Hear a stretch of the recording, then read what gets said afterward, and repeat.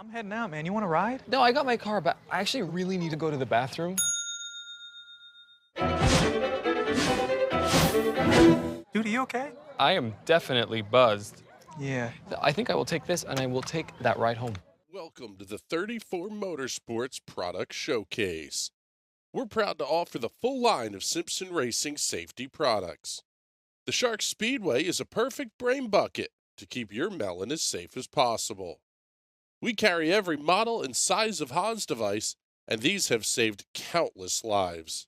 The Hybrid Pro Lite is an alternative to the Hans device and is just as effective. The DNA 3-layer suit offers maximum protection when things get hot. And hey, dude, those comfy shoes won't help one bit when things go south. Keep those hands ready to work with a pair of Vortex FIA gloves meeting every current standard. From 5 to 7 points, we carry every one of the Simpson harnesses, keeping your rear end right where it should be. Keep all your gear clean and together with the helmet and FHR bag, and always be ready to hop in a race car. Visit 34motorsports.com and order today. If there's one thing every car guy hates, it's cleaning the garage. Do you want to take most of the time and hassle out of that job? Then call Zone Garage of Eastern Pennsylvania and New Jersey. Agnes and her crew will have your garage, shop, basement, or even your porch looking great all the time. With unique patterns and designs, plus the ability to incorporate your logo or any artwork, your space will never have looked better. Installation is done in 1 day, guaranteed, and Zone Garage offers a 20-year warranty on the top coat. Their coatings are durable, anti-slipped, and impact resistant. Give them a call at 570-856-6067.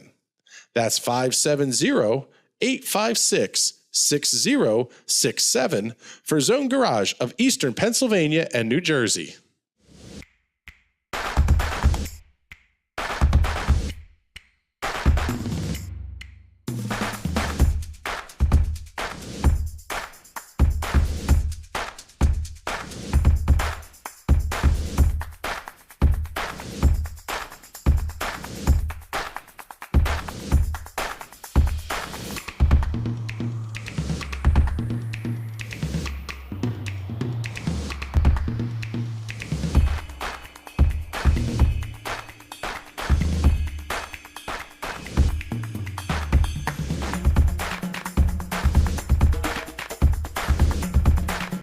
I'm Ryan Newman, and since I started with Indiana Donor Network and Driven to Save Lives, I found out that some people think that they can't be an organ donor.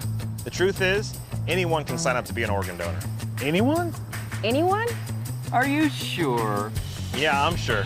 Anyone can sign up to be an organ donor. So don't count yourself out because somebody's counting on you. Go to driventosavelives.org and sign up today.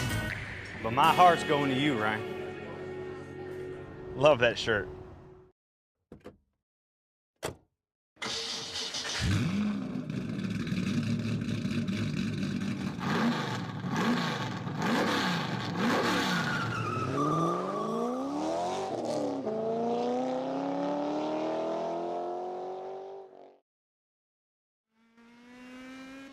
Good evening once again, ladies and gentlemen. Welcome back here to the National Racing Network's live coverage of the Indy Pro 2000 Championship. Coming to you tonight from the Nurburgring, but not the big one. It's the Nurburgring Grand Prix layout. My name is Chris Graham. It is a pleasure to have you joining us. I will be joined in the booth momentarily here by Mr. James Watson, and we quite frankly have a very, very interesting championship battle on our hands here.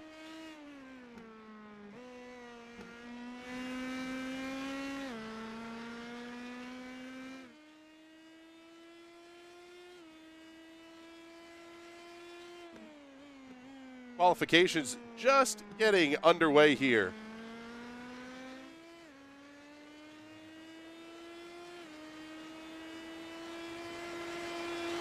We'll take a look here. We'll give you a couple of the side-by-side looks here you just got to see in our last broadcast of the Grid Rival Ezra IndyCar Series.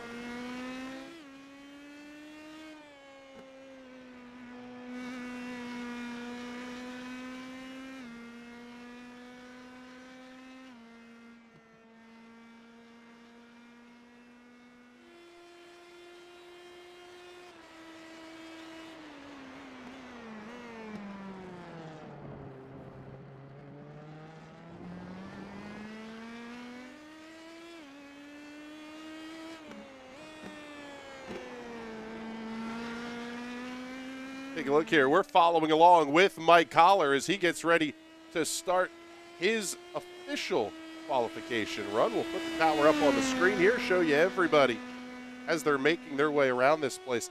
Just so much history at the Nurburgring.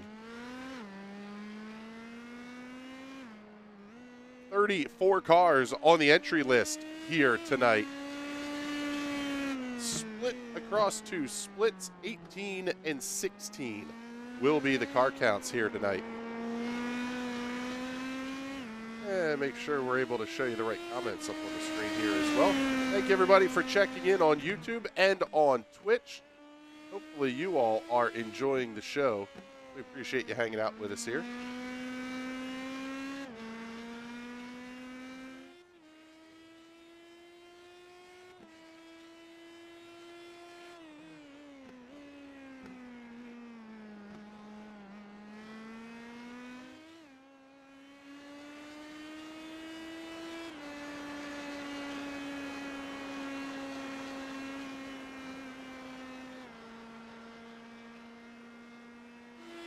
Heading into tonight's racing action, pretty tight points battle here in the Indy Pro 2000 Championship.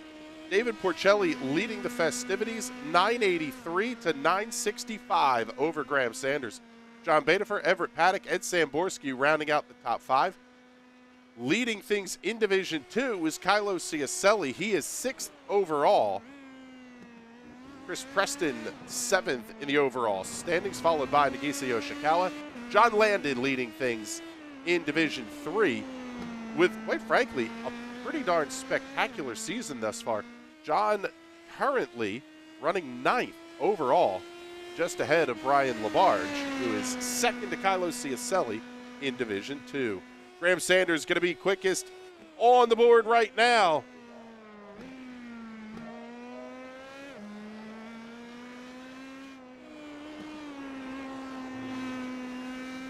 Drop out here and we'll pick up Graham Sanders as he makes his way around. You'll see Graham on the right hand side of the screen and David Porcelli working on the left hand side of your screen.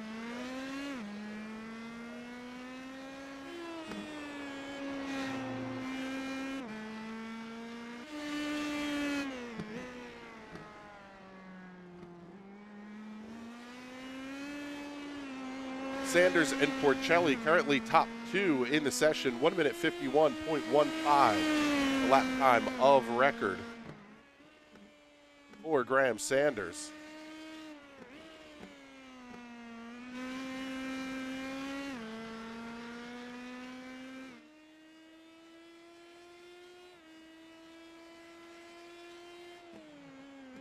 To this point, it looks like Andrew Berry, the only driver that has turned a lap but not set a time, having an off-track or we'll say an issue of some sort here. Chris Preston will just be coming around to complete his first lap.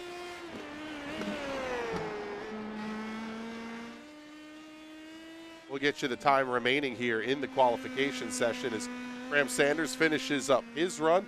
And he is going to stay at the top of the charts. Ed Samborski just finishing his qualification run. He's going to move up to second quick. Let's slide back here. We'll pick up Ted Burns.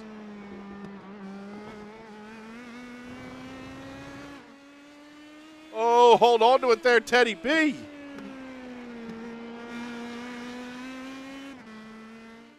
David Porcelli coming around to finish his second lap of record. It's an improvement, but not going to be good enough to move him up to the front row of the grid. 1 minute 50 with a 95 attached to the back of that one. Seeing Jeremy Rogers checking in saying, only got my first lap. Second lap went off in the arena. Looks like Jeremy actually going to be running down in the second split here tonight. And just finishing up here as well is Ted Burns. So looks like we have everybody has finished their qualification sessions with about a minute left here. So already just about time to go racing here at the Nurburgring.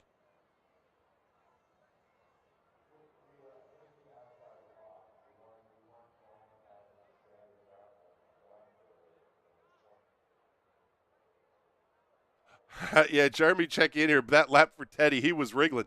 Big wiggle. That's well, I don't want to say it's a trademark line, but apparently it's been stuck to me. So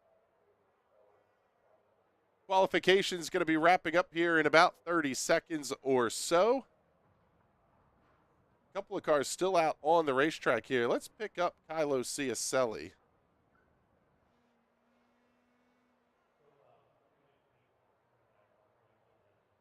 Take a look here and see what Kylo is seeing out there on the racetrack.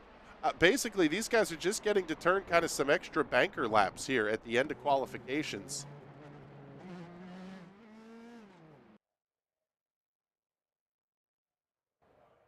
But that is it. Qualifications are over, and it is time to go racing.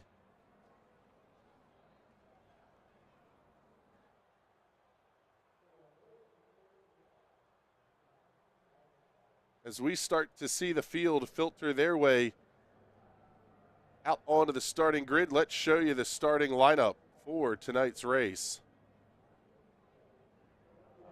Starting on the pole with a lap time of 1 minute 50.693, your pole sitter will be Graham Sanders. Lining up to his outside will be Ed Samborski, David Porcelli, and Everett Paddock in a lineup on row number 2.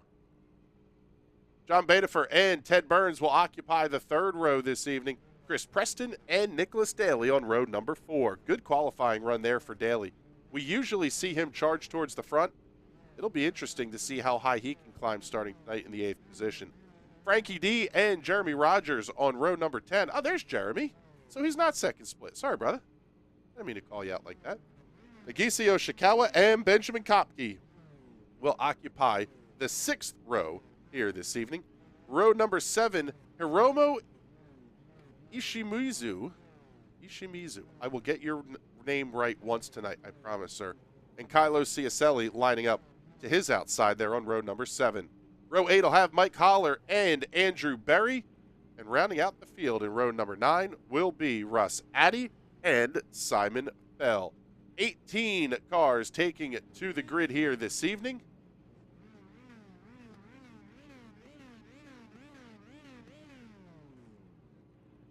And we are already getting a look here at the grid up at the front of the field.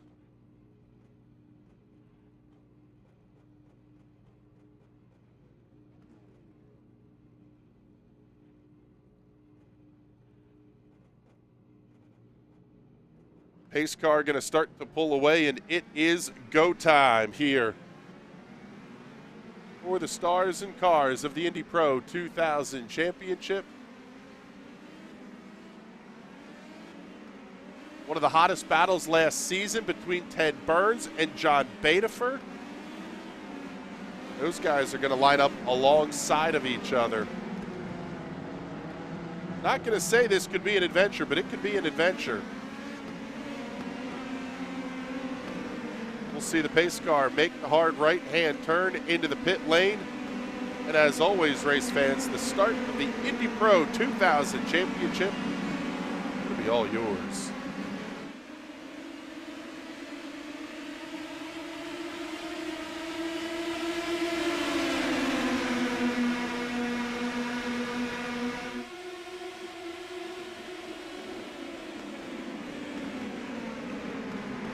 Oh, looks like one of the cars might have been Everett Paddock having a little bit of an issue. It was. Paddock locks it up into turn number 1. That's going to slot him back towards the 9th position. He's going to lose 5 spots. Lap 1, turn 1. Good battle developing here. Ted Burns, Nicholas Daly, they're nose to tail. Daly up 2 spots. We told you to keep an eye on him. And Daly going to be under attack here, though. Everett Paddock right there as well. Benjamin Kopke, Chris Preston both going by.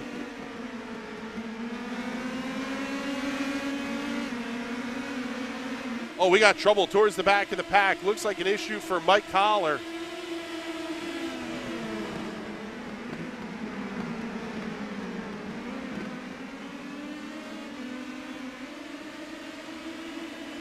Take a look and we can see what happened to Mike here on the instant replay.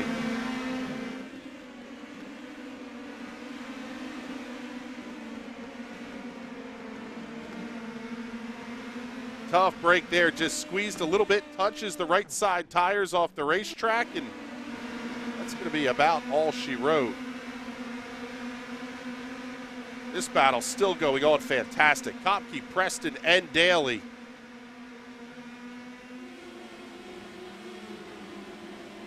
How about 3 wide? Oh man, that's a gutsy way to go through that big uphill section. Left-hand turn, then you're immediately back to the right, screaming up the hill.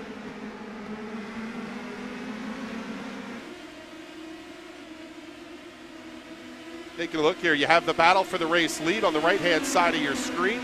This fantastic battle with Daly, Kopke, and Preston. That's the fight for the 6th position. Daly covers the inside line, but goes way deep into the corner.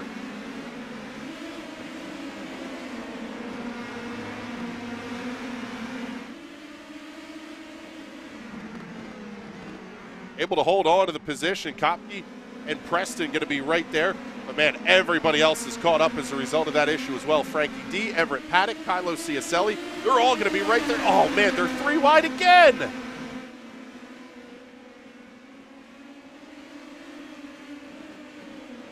What a battle deep in the pack. Daly going to lose a couple of spots to Preston and Kopke. Now he's going to have to deal with Everett Paddock.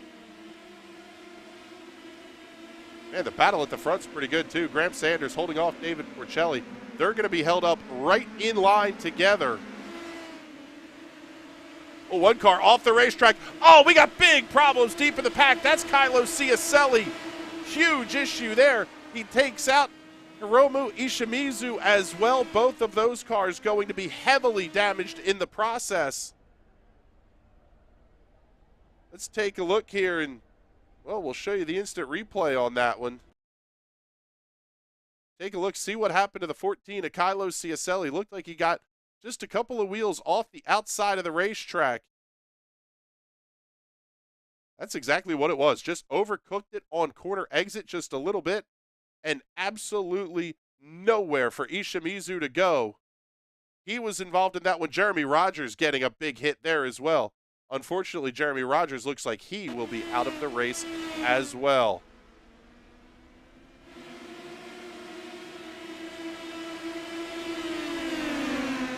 So once again, we're going to bring it right back here. Fantastic duel for the race lead. Graham Sanders continuing to hold off David Porcelli and John Badeford. This battle also a good one here.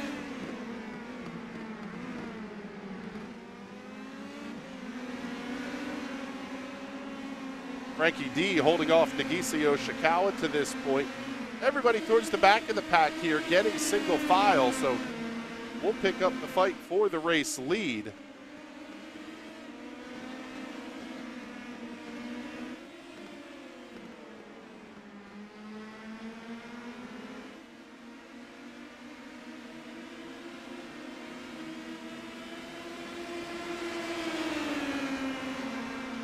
Sanders, Porcelli, Badeford, and Burns. Can't count out Ed Samborski there either. Your top 3 really starting to break away. Last lap, David Porcelli setting a new fastest lap of the race at a 1 minute 52.04.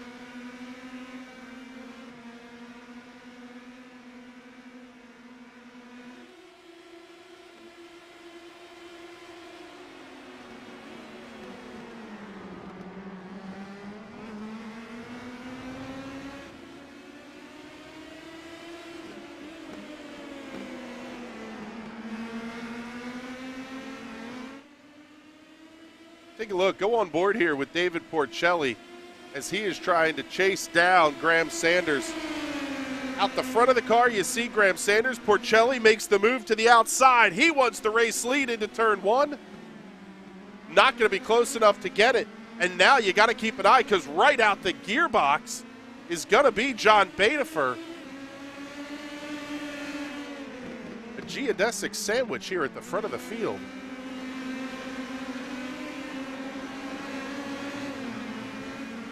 Oh, a little bit of a bobble there for Porcelli. He's able to hold on to second.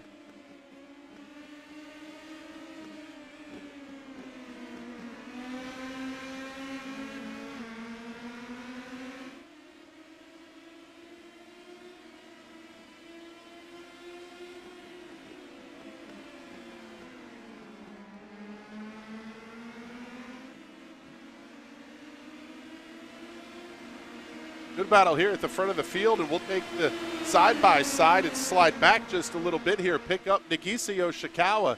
He's locked in a pretty tight slugfest here with Frankie D and Russ Addy. Two good battles going on here. One for the race lead, one for 8th, 9th, and 10th on the racetrack. Frankie D in that absolutely fantastic footwork paint scheme.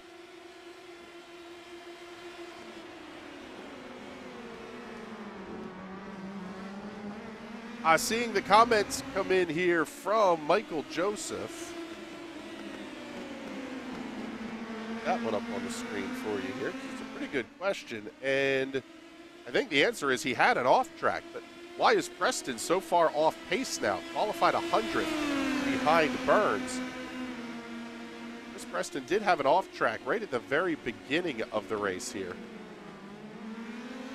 You also kind of wonder, could he be trying to save tires a little bit? Let the leaders get to battling each other pretty big and kind of see what comes late in the race. But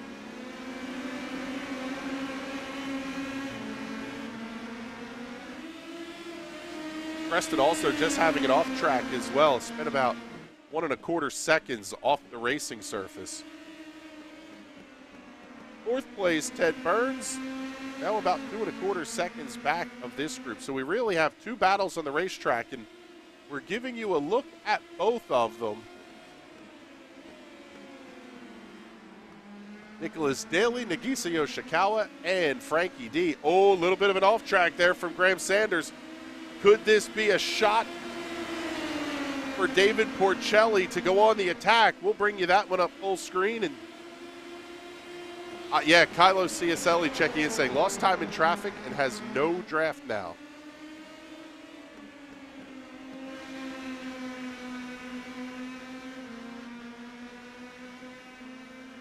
I would imagine that's probably one of the bigger things that these drivers are going to have to deal with here.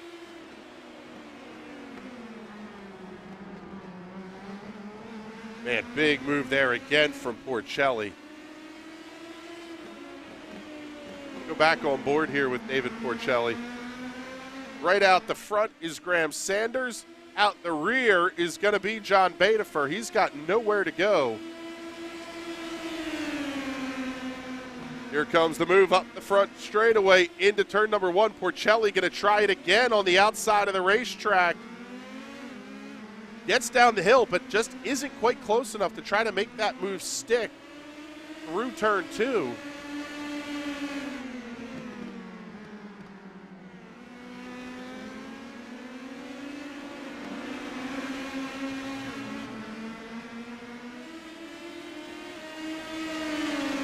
The gap's hovering right about 2.2 seconds back to 4th place, Ted Burns. We'll keep an eye on that one as well for you. But it's really going to take some pretty heavy battling here in this one.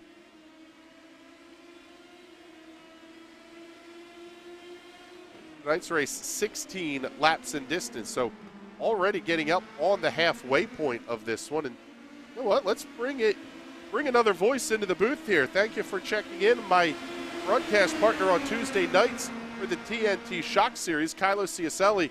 Kylo, unfortunately, out of this race early. Looked like you ran just a little bit wide that was about all she wrote.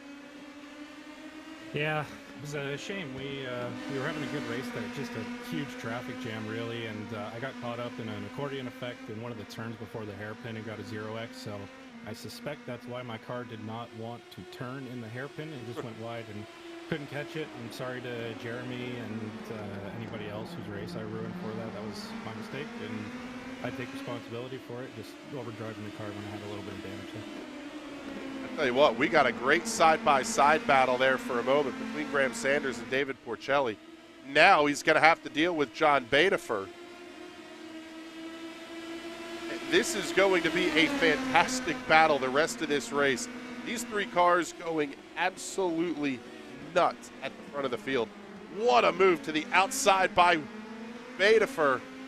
I tell you what, though, I just don't, well, I was going to say, I don't know that turn one is the place to make it stick, but it really feels like this early section, unless it's going to happen later in it, that's really where you're going to have to make the pass. Yeah, turn one, I think, is the biggest passing zone we're going to have here tonight. Down the back straightaway is just not long enough into that braking zone of the tight chicane that we have in this setup of the Nordschleife. It's very tight, and you don't really want to go side by side through there. So I think turn one, setting up out of the last corner, moving to turn one is probably going to be what we're going to see.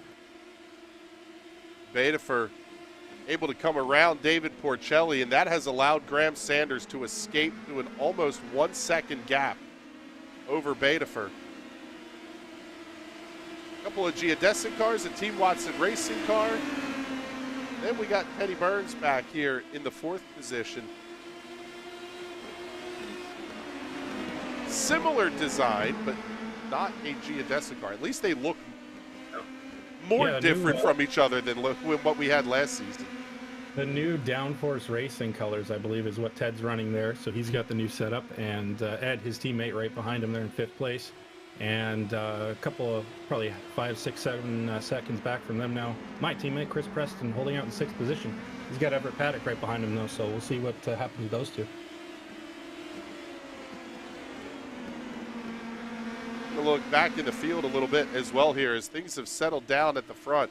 Nagiso Shikawa, Frankie D, and Nicholas Daly continuing their really nice battle here. As we're going to be 1 lap shy of halfway.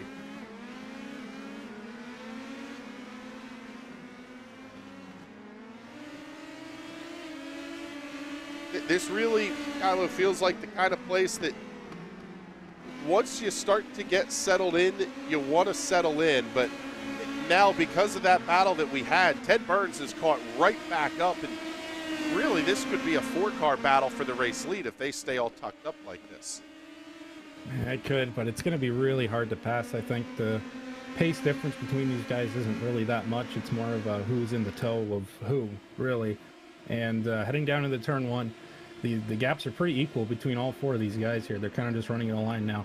Settling down a little bit. We've just crossed over halfway, or about to now, and they got to set up their move and think about where they're going to make it. A little bit surprised to see Ed Samborski running in 5th. About 4 seconds, almost 4.5 seconds, in fact, back behind Ted Burns. Is this I don't, honest to God, we don't even have cameras built for this place. How much of a field track is this? And either it's one of those that you like or you don't, or what's the special sauce to the Nurburgring GP layout as opposed to the Nordschleife? Well, rhythm is always important on any real world circuit like this place. Just staying off the curves that you don't want to hit, not losing time, not turning in too early, getting on the throttle as soon as possible down the long straightaways, out of the hairpins. Things like that are really what get you going. And if you make a mistake or two, the tenths can add up really quickly. A super long lap time here, so the gaps are a little exaggerated to what we normally see. These battles a little bit deeper in the field have settled down as well. I think about the best we're going to get here, probably Russ Addy battling with Andrew Berry. And this is the fight for the 11th position. Nobody else is really close to each other here. Pick up the look at this one. There's Berry on about making the big move into turn number 1. But again, it really is starting to feel like maybe turn one is the only place you're going to make the pass. It's just you're so twisty afterwards, you really have to commit to running side by side with that competitor that you're trying to get around. Yeah, and you can very easily set up a cutback too, going super wide on the entry into turn one and then getting a narrower line on exit, then setting yourself up for turn two where you can hold it around the outside and keep it around to the outside for turn three, and you get that little kink of four, and you can keep the inside line and keep the line there. So very easy to stay side by side there if you're close on pace again. And I think we're at that point now where everybody is with who they should be driving with, and it's going to be super tight to gain or lose any spots here. Let's take a look and run you back through the field here in, well, a little bit of an off track there for Ted Burns in the fourth position. Not much of one, but a little one at least here. So Graham Sanders started on pole, has run on the pointy end of the field this entire race. And now past the halfway point. Going to have to contend with teammate John Bedifer here, though, in just a moment. Let's see here. Interesting comment here from Michael a couple of minutes ago here. Burns isn't having issues in clear air. Doesn't add up. Nee Camargo checking in. This one we definitely want to get up on the air and get your opinion on here, Kylo. Is this the calm before the storm at the front of the field? It's tough to tell with these Geo guys. Sometimes they go for it, and sometimes they just stay in line. They are almost breaking away from David now behind them. They've built up a little bit of a gap here. So if these two just stay in line and try and drive away, then I don't know if we're going to get a battle. Could be maybe on the last lap going into turn one if John's there, but I don't think we're going to see too many sparks here from these two up front. Yeah, and at this point, the gap is now up right about 3/4 of a second, 0.8 of a second or so. Getting very close to that point where you've lost the draft. So any help you might have gotten from that, that's now out the window as well. Yeah, about 1.2, 1.3 seconds is where you start to lose the effect of it, and it doesn't help you much on your lap time. Although you aren't behind the cars in front of you, you don't have the dirty air, just losing that little bit down the straights that the guy in front of you is getting. So just ever so slightly after each corner, it's a little bit, it's a 10th here and a 10th there. The two geodesic cars are pulling away at the front here. Yeah, it's a little bit. Not huge, but at the same time, any gap is better than, well, no gap, quite frankly. And go on board here on the side-by-side with John Bedifer.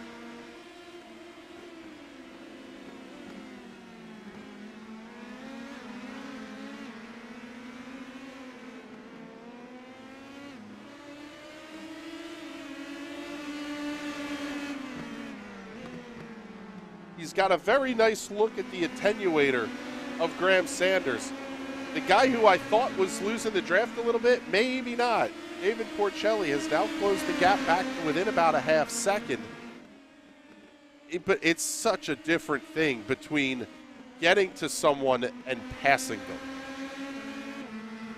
Yeah, half a second is way too far back to make any sort of a move. You got to be right under that rear wing, coming out of the hairpin at the last corner, or down here at this end of the racetrack. There isn't much other hope for David to get around these guys here.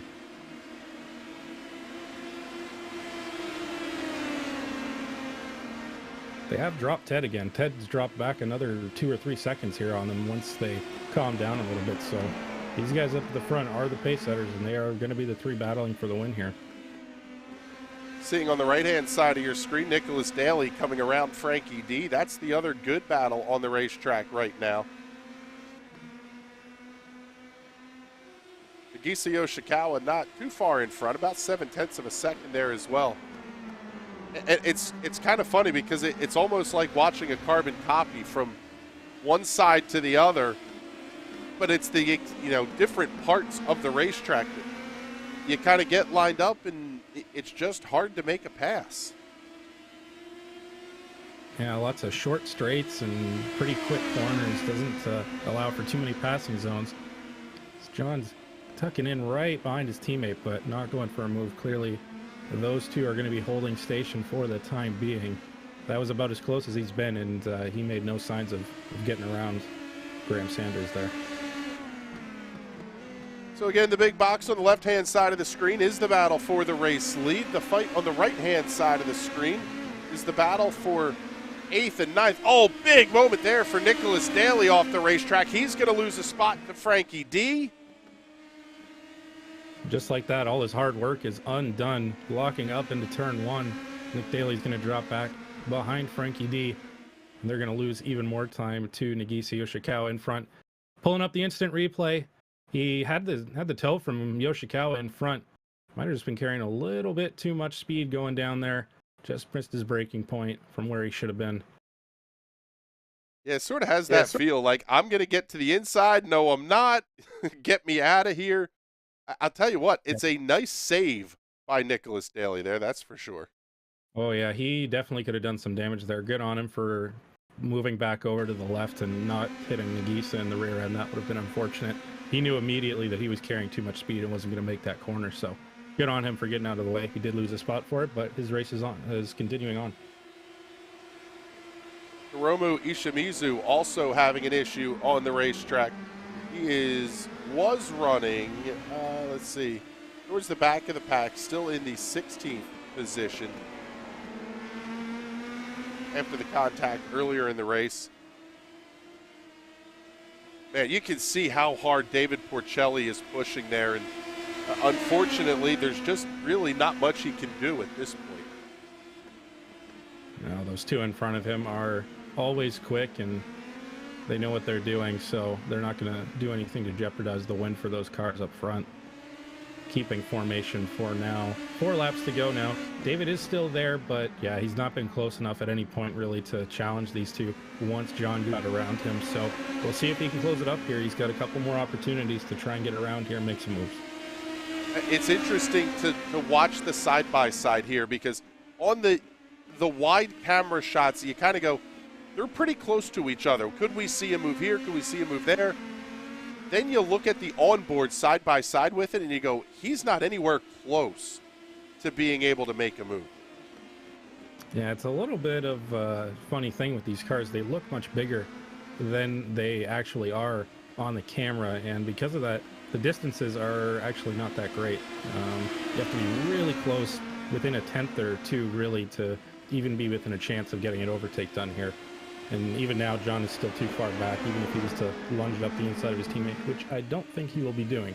But even from there, he's way too far back to make a move. Yeah, that's one of those deals that you're not going to turn on the air raid sirens on a teammate there. Good battle shaping up here between Chris Preston and Ed Samborski as well. Take a look at this one. This is going to be Preston, Samborski, and Paddock. Yeah, so something happened there, or Ed's dropped way off the pace. He's going to be looking to the inside of Preston, but he's going to back right out of it, and he's going to lose the spot to Paddock as well. So Preston's going to move up into 5th place. He's got Everett Paddock all over his rear wing as they come down into the final corner. Ed and Samborski down to 7th place now, on 1 lap, dropping 2 spots.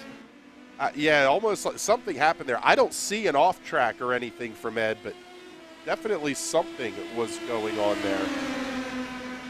And I'll tell you what, the battle for the lead is starting to heat up here as well. So we'll show you both of these. Get them up for you in the side-by-side.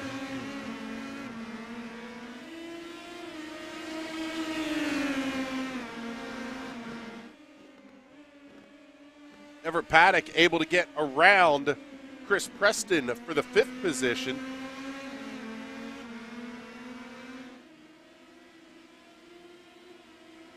Yeah, it looks like Everett made the move down into turn 1, made it stick around the outside of turn 2. So Preston down to 6th place, Samborski in 7th. Everett's been behind Preston since the start of the race after that incident on lap 1 where he missed turn 1 and dropped back into the pack. So now he's gotten around him. A little bit too late to really make up any more time. The only guy they would have been able to catch was Ed Samborski, and they have done that. Ted Burns a little bit too far down the road for these guys. Things are getting a little spicy here at the front, too. John Bedifer was right up underneath teammate Edward Paddock, or excuse me, Graham Sanders, I should say.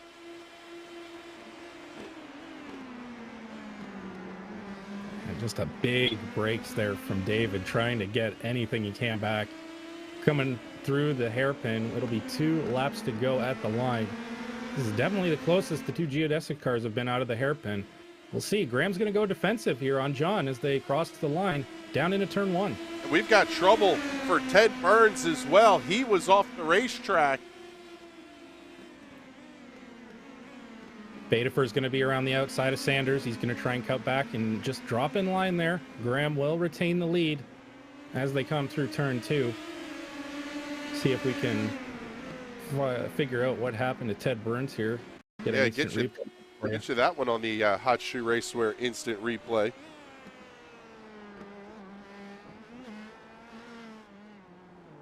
Ooh, just lost it a little bit on the exit there. That second curb on the chicane can do some nasty things to that car, and if you're on throttle in the wrong spot, it will loop. He saved it, but he lost a lot of time there to the guys behind him.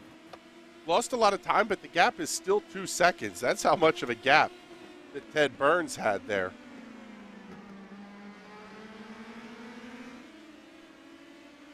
Yeah, Preston and Samborski still holding on to Everett here, so we'll see if those 3 can get up onto Ted Burns. If Burns has no damage, which I don't believe he should have any damage from that. Just a little bit too warm of tires. Looks like Mike Holler having an issue also, spending about 4 seconds off the racing surface. That allowed Andrew Berry to come past for the 12th position. It's really interesting to watch. You talk about that you need to be within that 0.2 or so number, and you can really see it here. 1/4 of a second, you're right there. You get out to even just a few hundredths back, and the gap just looks huge out of this onboard camera. Yeah, they come around. White flag will be in the air. 1 lap to go. Graham Sanders is going to go defensive down the pit wall into turn number 1. Bedifer's got the run. He's on the outside. He's there. He is on the mirrors. We'll see what they do. Cut back from Bedifer. He's going to have the outside going into turn 2. It's still side by side, but looks like Bedifer's going to tuck in line. See if he can get a switchback coming into turn number 3. Does he put a nose in? No, he doesn't. Graham chops him off a little bit there. Almost looks like John is trying to keep the momentum wound up as much as he possibly can. Not sure where he could make the move late here. Thought about it. Has to get back in line. His only real opportunity now is going to be into the chicane at the end of the lap if he wants to make the move. And again, side by side, not the best idea through there. David is still right behind them, so any step up from these 2, and he's right there to pounce. The white flag is out. 1 lap to go.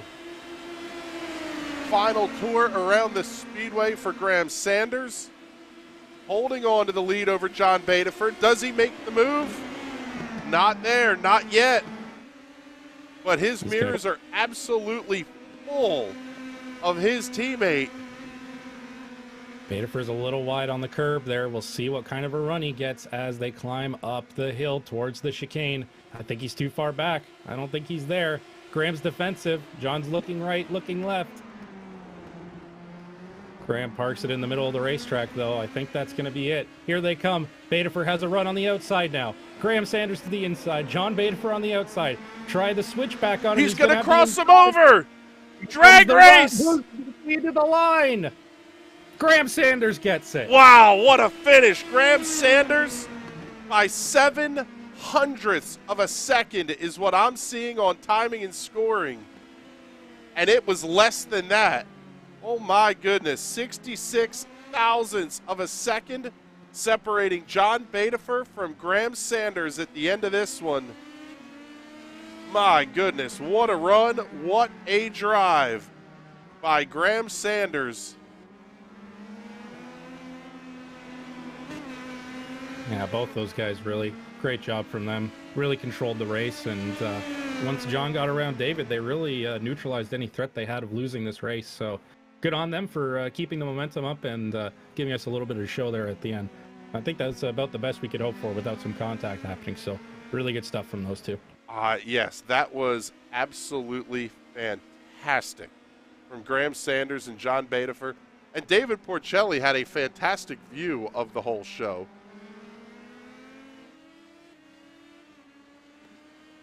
Man, that was a ton of fun to watch. I believe we have one more car coming around to complete their final lap. Would be Hiromu Ishimizu in the 16th position.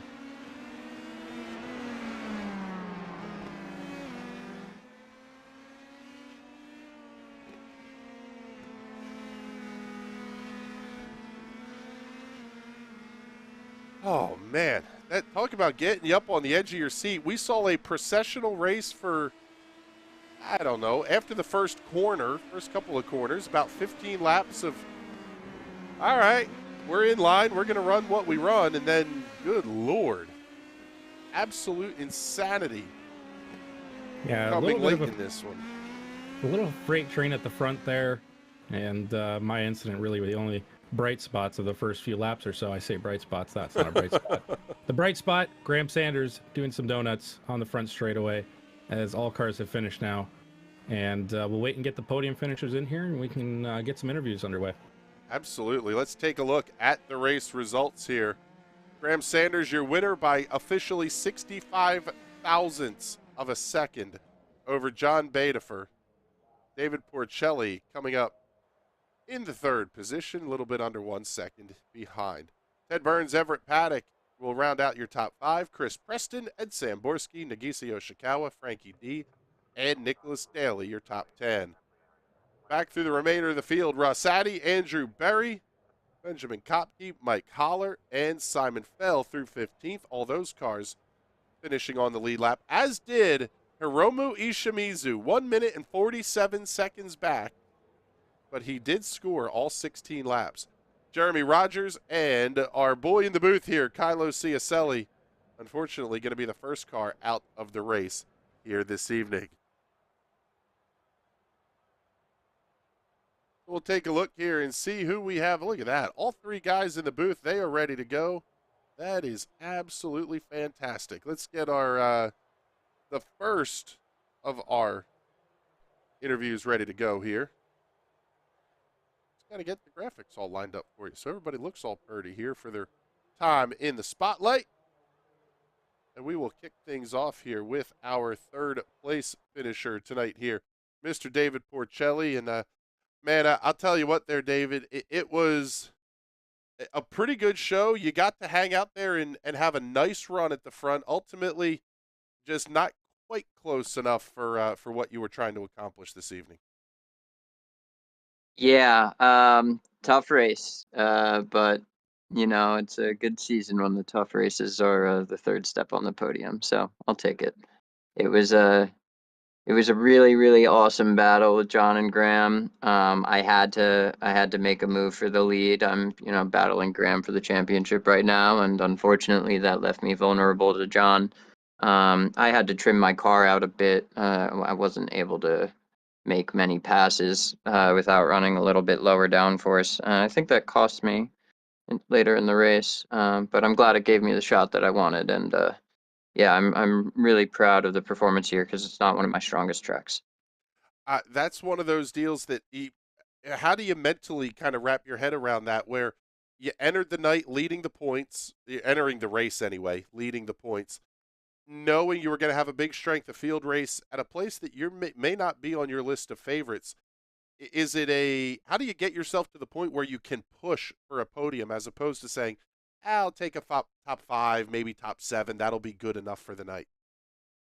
Really just a matter of putting in that little bit of extra work, and generally by this time, like 2 hours before the race, I'm solid on setup. I've solidified the car that I'm going to run, and it's really just a matter of hitting my marks. But when it's a track like this and you're not so sure, you got to try and pull some things out of the bag. So trimming it out seemed to help. I feel like I performed a little bit better in this race than the 8:15, and I was racing both John and Graham in that race as well.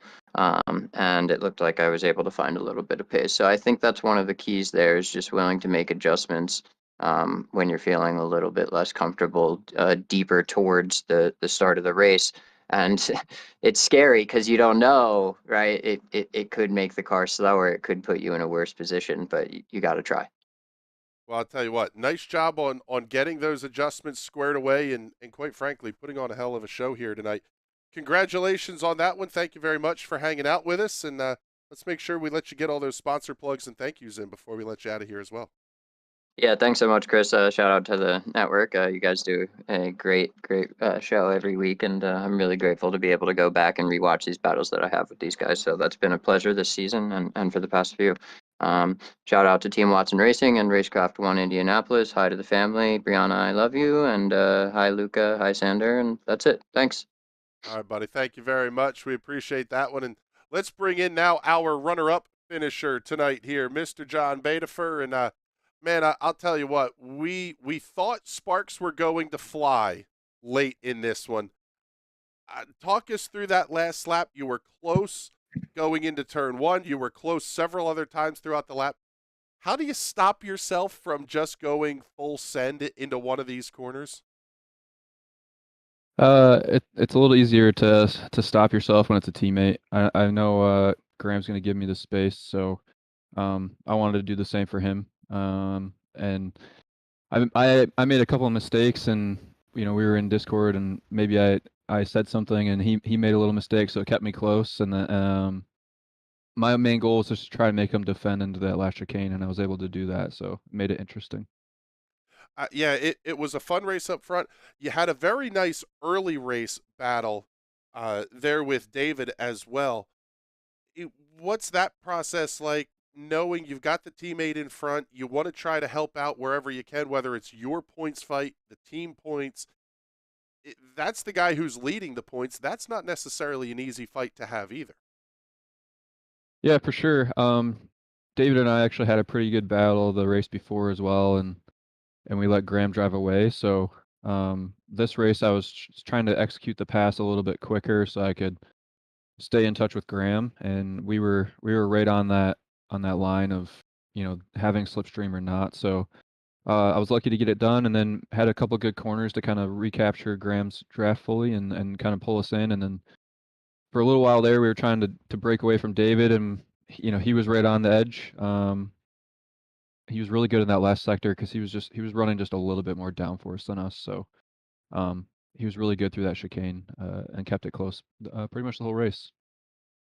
Yeah, I tell you what, man, it was a fantastic battle. It was a great show to watch, and I got to see some nice onboard views there from that geodesic car as well.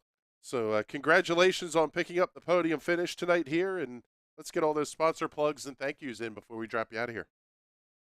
Yeah, I want to thank Alpine Stars, all the guys at Geodesic, GSI. He just released a new quick release, so go ahead and check that out. GomezSimIndustries.com, and Wave Italy, and GoPro. And thank you guys for the broadcast. All right, buddy. Well, thank you very much. We appreciate those kind words. And time for us to bring in our final interview of the night, and it will be your race winner, Mr. Graham Sanders. Man, I'll tell you what, bud, that was a little close for comfort there with Mr. Beta for there over the final lap or two. Yeah, I'd say so. That was a really fun race. Once John got into B2, we kind of agreed to just kind of stay in line and try to build a gap to David, but David was flying. He just had our draft and he was able to close up a bit. And then those last two laps, it was a free for all, and we were going at it. It was fun. What's going through your head? Obviously, he's a teammate. He's not going to do anything really dumb on that last lap. But it seemed like he was everywhere in your mirrors. At one point, getting ready for the chicane to go up the hill, he's left, he's right, he's all over the place. How do you keep yourself centered in that moment when you're not necessarily sure where the attack might come from? It's a good question. It's a little bit easier when you're racing against a teammate, because you trust each other. You obviously know how each other races, so you kind of know what to expect in a way. but at the same time, you know each other's weaknesses. So it was difficult. It was difficult. He got really close there at the end on on that last corner. I kind of botched the entry on that final corner and managed to go side by side across the line and just barely was ahead. So That's one of those that you are absolutely kicking yourself if that doesn't work out your way here late in this one. Thinking now, looking ahead at the point standings here and trying to see if iRacing has refreshed everything or not yet. But entering the night, it was a tight points battle. Now you're going to have an even bigger fight on your hands. Seeing the points have now updated, you are 5 back of David Porcelli. Things are getting very, very tight at the front. John is still there and in contention. Everett is still there and in contention. Things are going to start to get interesting here as we look to the midpoint of the season, thinking next week is Lucas Oil, which is a little bit of a wild card. Every oval is. And then we head off to Summit Point where we had Carnage last year. Where do you go from here in terms of prep? What are you looking forward to? And are there any that you're just going, oh, I really don't want to do this? That's kind of how I feel with the ovals. As you've seen from my past oval results, I'm not the biggest oval guy, especially on those really small ovals. I tend to struggle. But yeah, it is going to be extremely tight. I'm really looking forward to Summit. I had a really great race last season with Ed, so hopefully we can have a nice repeat there. Oh, man, I'm hoping so. We saw a little bit of everything. We saw some carnage, well, a lot of carnage. We saw some great racing. I love Summit Point. Tiny little bull ring road courses are a blast. So we're looking forward to that in a couple of weeks. But before we let you out of here, make sure you get all those sponsor plugs and thank yous in. Yeah, of course. I just want to thank John and the team, all the sponsors, GSI, Alpine Stars, Web Italy, everybody. And of course, you guys for the great broadcast. I appreciate you guys. All right, bud. Well, thank you very much. We appreciate that. And with that, we'll head back to the live look here and bring in compadre Kylo Ciacelli for a wrap-up and look ahead to next week here. I would imagine after the incident you had tonight, Kylo, you're probably already there in terms of the thought process. But next week, we're going to head off to Lucas Oil Raceway Park. That is one of my favorite ovals for this car because it is really a driver's racetrack. You can't run too high, but you've got to be off the bottom of the racetrack. It's tough. Passing is difficult. It's really old school bull ring kind of racing. Man, it'll be fun to see these cars go around that small little track. Hopefully I can finish that race next week. Last couple of ovals I've been top 3, top 5, and been involved in incidents. So hopefully I can get to the finish of this one next week and get some decent points there. Overall, though, nothing really out of the ordinary. Most of the guys we expected to see up front were there. Nobody's really going to be taking a drop week from this, to say, but a couple of guys, maybe Ed Samborski, would have liked a little better result. And yeah, we'll go to the oval next week, and we'll see a couple of different guys up front. Maybe see Andrew Berry come back up to the front. Maybe Jason Owens comes in as well and shakes up that top 5 there. So we'll see what happens. Yeah, we're looking forward to it. That is for sure. And with that, it is time for us to get the heck on out of here. We'll bring the toys back into play, but we are looking forward to another fantastic night of racing coming up on Monday night. It will be the Fuel Premier Series coming back for another of their races. Also going to have on Wednesday night, the Sim Racers Club is back in action. Thursday night, we're back with a triple header. The High Side Hustle at 7 o'clock in the East, followed at 8:30 by the Ezra IndyCar Series. 10:15 in the East, it will be the Indy Pro 2000 Championship from Lucas Oil Raceway Park. Keep your eye out tomorrow on all your favorite podcasting platforms. The next edition of Pizza at the Pagoda will drop tomorrow right around noon. Really fantastic conversation we had this week. We covered a wide variety of topics, and the show was not a total dumpster fire, so that was pretty good. But with that, we are getting the heck on out of here. For Kylo Ciacelli, James Watson, everybody else here at the National Racing Network that makes these broadcasts possible, my name is Chris Graham. It is a pleasure to have had you hanging out with us tonight. We will talk to you all soon. Have a great night, everybody.